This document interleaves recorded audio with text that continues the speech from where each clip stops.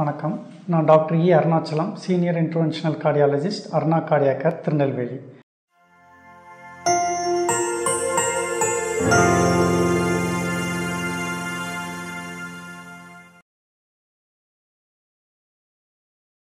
இன்று பிராடிகார்டியா, அதாவது குறைந்த இருதய துடிப்பு, இப்படி உள்ளவங்களை நம்ம எப்படி வைத்தியம் பண்ணுறது, அதை பற்றி ஒரு பார்வை.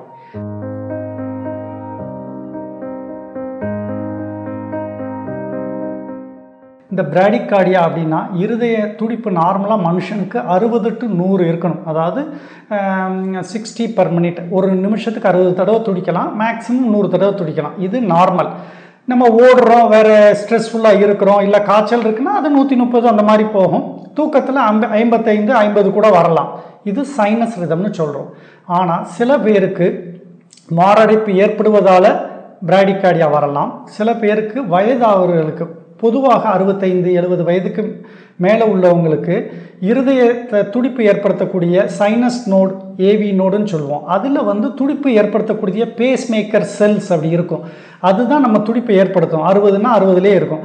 அந்த செல்ஸ்லாம் உயிரிழக்கிறனால அவங்களுக்கு 35, 30 அப்படின்னு ஹார்ட் பீட் வரும். நடந்தால் ரொம்ப அசதி இருக்கும், கிறுகிறுப்பு இருக்கும். அதுக்கப்புறம் சில நேரங்கள் லோ பிபிஆய் மயங்கி விழுந்துருவாங்க. ஏதாவது ஃப்ராக்சர் அந்த மாதிரிலாம் இருக்கும். முக்கியமாக பார்த்திங்கன்னா கிறுகிறுப்பு, நல்ல அசதி.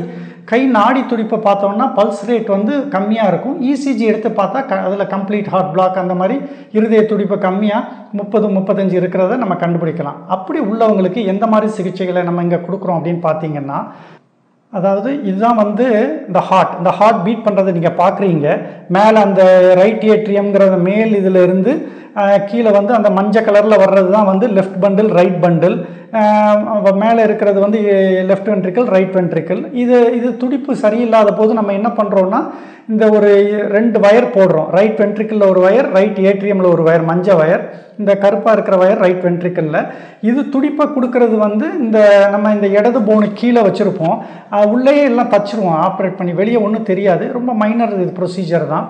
இது என்ன பண்ணுன்னா, வலது ரைட் ஏட்ரியம்ங்கிற மேலறைக்கு, வலது மேலறைக்கு முதல்ல சிக்னல் கொடுத்தோடனே அது கண்ட்ராக்ட் பண்ணோம்.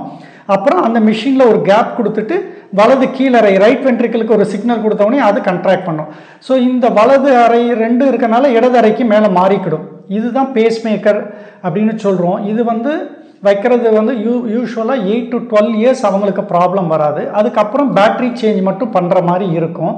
இந்த ப்ரொசீஜர் பண்ணுறதுனால அவங்க துடிப்பை நம்ம வெளியே வைஃபை செட்டிங் மூலமாகவே நம்ம டச் பண்ணாமலே வெளியே உள்ள மிஷின் வச்சு 60 அப்படி வச்சுருவோம். தூக்கத்தில் அது கீழே வர்ற வரைக்கும் 55 அப்படி அலோவ் பண்ணோம். அவங்க வாக் பண்ணுறாங்க, மாடி ஏறுறாங்கன்னா அது ரேட் டிபெண்ட்டாக கூடிக்கிடும். ஸோ இதுதான் பேஸ் மேக்கர் இம்ப்ளான்டேஷன் சொல்கிறது.